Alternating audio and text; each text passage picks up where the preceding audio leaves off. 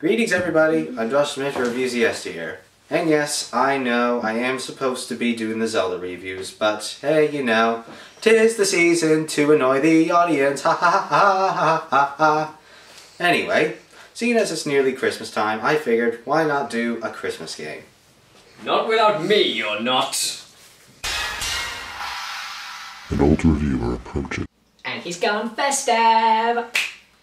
Kyle, you're back! No, I'm an illusion. Really? No, Dunce, of course I'm back. Oh, do you want to help me with a review? Sure, what we doing? Well, the full title is Special Delivery, Santa's Christmas Chaos, but I think we'll just stick with Christmas Chaos. Okay, what you doing it? Let's find out.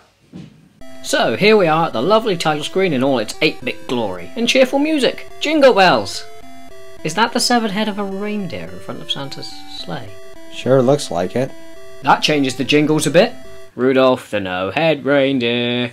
The whole idea, like any other Atari game, is to earn points. To receive points, you must collect presents which fall from angels while avoiding red presents that come from what I guess is the devil.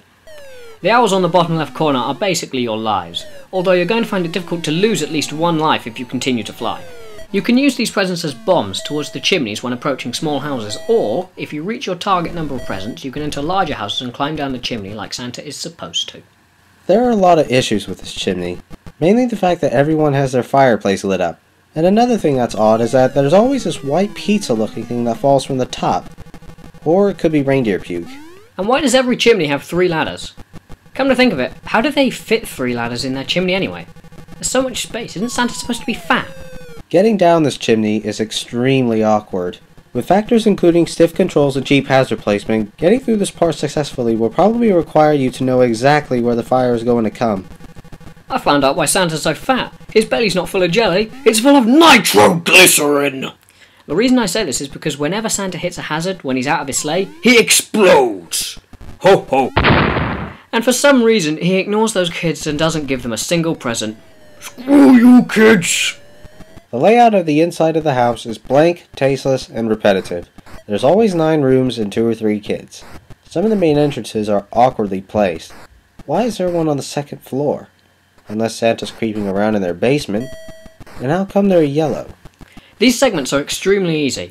All you've got to do is place a present under the tree, steal their house key, and escape.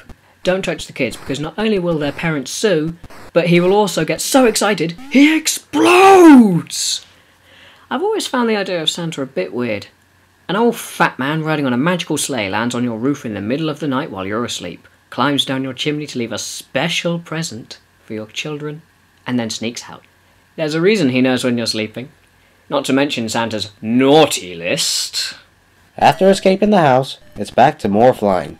The flying part is undoubtedly the worst part of the game, because if you don't reach your target, then unfortunately you'll have to keep flying.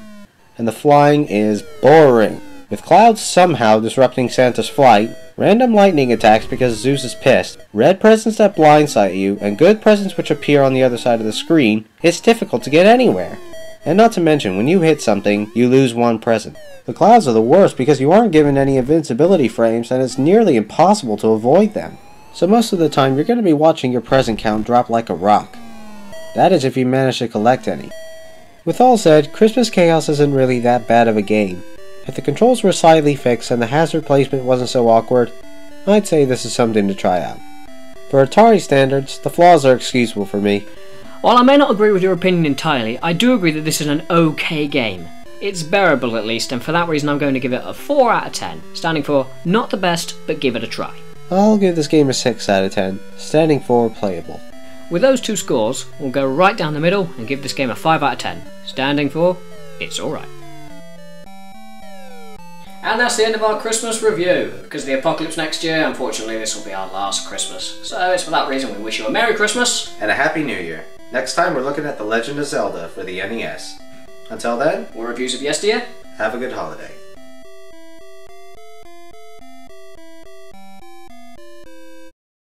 Next time we're going to look at The Legend of Zelda for the NES. And until then, or reviews of yesteryear. sod it. That's what. Until then, we're reviews of yesteryear. Sod it. Alright, let's go again. Okay. So, it's for that reason we wish you a Merry Christmas And a Happy New Year. you mind? We're low on battery here. And that's the end Hold of on, hold on. Oh, Yeah, Josh, you're wasting the battery. Alright, let's get the Christmas tree. Yep, alright, go.